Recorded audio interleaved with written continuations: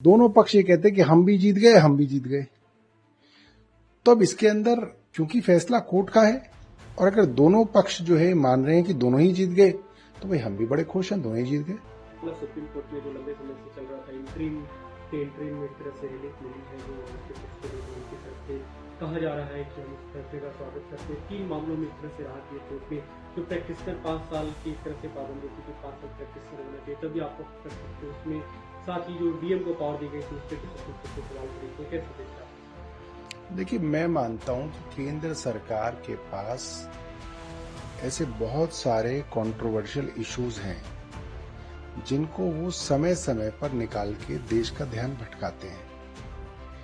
इस देश के अंदर जो चुनाव लड़ा गया वो लड़ाया गया महंगाई पे, बेरोजगारी पे, डेवलपमेंट पे, देश की सुरक्षा पे, और इन सब पे ध्यान न देके सरकार जो है हर 2-3 महीने बाद कोई ऐसी कंट्रोवर्सी क्रिएट करती है, चाहे वो वोटर लिस्ट की कंट्रोवर्सी हो, चाहे वो हिंदू मुस्लिम धर्म से संबंधित कोई कंट्रोवर्सी हो, किसी और धर्म से संबंधित कोई कंट्रोवर्सी हो, और इस तरह से सरकार ने इस देश के 12 साल बर्बाद कर दिए। अब मैं सरकार को निवेदन करूंगा कि आप कुछ काम कर लें, ये देश पहले ही बहुत पीछे जा चुका है। लेकिन जो फैसला आया उसे आप कैसे देखते हैं? देखिए, आजकल बड़ी मजेदार बात है कि किसी भी फैसले के अंदर कोई भी पक्ष हार नहीं मानना चाहता। दोनों पक्ष ये कहते कि हम भी जीत गए, हम भी जीत गए। तो अब इसके अंदर क्योंकि फैसला कोर्ट का है और अगर दोनों पक्ष जो है मान रहे हैं कि दोनों ही जीत गए तो भाई हम भी बड़े खुश हैं, दोनों ही जीत गए। कल जो क्रिकेट मैच को आप लोग लगातार विरोध कर रहे थे, उसके जो सामने सूर्य कुमार यादव की तरफ से कहा गया कि हम ये जीत तो उन लोगों को समर्पित करते हैं जो खेल के पहलगाम थे, साथ ही जो हैंडशेक होता है वो भी नहीं किया गया। बहुत बड़ा एहसान कर दिया उन्होंने। पूरा देश जो है उनका जो है ऋणी रहेगा कि उन्होंने हाथ नहीं मिलाया, इतना बड़ा बलिदान दिया है। वो तो छोटे छोटे बलिदान लोगों ने दिए हैं, अपनी जान के बलिदान दिए हैं लोगों ने अपनी गोलियां खाई हैं देश के लिए। ये तो बड़ी छोटी छोटी चीजें हैं।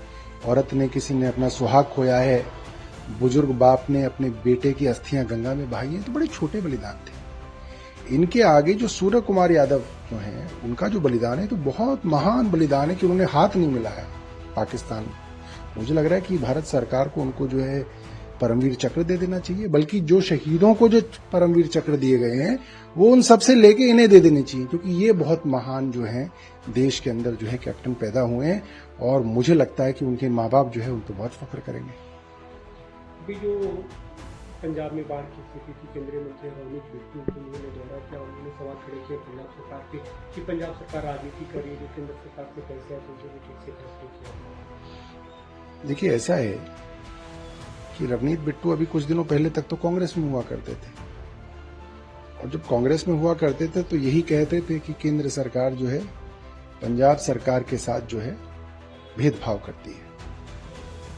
मुझे लगता है कि जिस तरीके से मात्र 1600 करोड़ रुपए प्रधानमंत्री जी ने देश के, अपनी जेब से नहीं, भारतीय जनता पार्टी से नहीं, देश के तिजोरी से दिए हैं, ये बहुत कम है।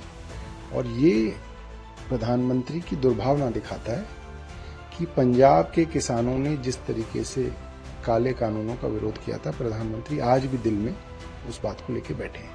कल प्रधानमंत्री असम में थे, वहाँ पर उन्होंने कांग्रेस के सवाल खड़े किए कि कांग्रेस का हाथ आतंकवादियों के साथ है और ये लोग इनके स्टेटस को सपोर्ट करते हैं। देखिए, जिस तरीके से ऑपरेशन सिंदूर के बाद भारत की केंद्र सरकार ने 59 सीनियर मेंबर ऑफ पार्लियामेंट्स की 7 टीमें बनाई, 32 बड़े बड़े देशों के अंदर वो घूम के आए और हर जगह जाके यही कहा कि साहब देखिए, पाकिस्तान आतंकवादी देश है, आप पाकिस्तान को आतंकवादी देश मानिए और आप भारत के साथ खड़े होइए और पाकिस्तान को दुनिया में हम अलग थलग करेंगे। एक देश ने आपकी बात नहीं मानी, एक देश ने, ना अमेरिका ने मानी, ना रशिया ने मानी, ना चाइना ने मांगी, ना फ्रांस ने मानी, ना जर्मनी ने मानी, ना इटली ने मानी, ना यूके ने मानी, किसी ने आपकी बात नहीं मानी। वो तो छोड़ो, आपकी बात नेपाल, भूटान, श्रीलंका तक ने नहीं मानी। और उसके 3 महीने बाद आप उस पाकिस्तान के साथ क्रिकेट मैच खेल रहे हैं दुबई में, तो पूरी दुनिया क्या कहेगी? पूरी दुनिया ये कहेगी कि भाई ये तो खुद जो है पूरी दुनिया को एक मैसेज दे रहे हैं कि सारी स्थिति सामान्य हो गई, हमने तो क्रिकेट खेलना शुरू कर दिया उनके साथ। तो आज भारत की पूरी दुनिया के अंदर खिल्ली उड़ रही है।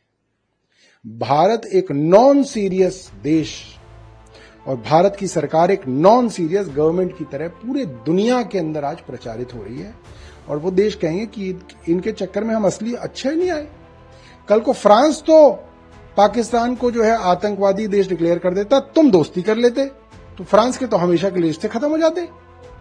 तो आपकी कोई देश नहीं मानता, वो इसलिए नहीं मानता क्योंकि आपका अपना कोई स्टैंड ही नहीं है, आप सीरियस ही नहीं है।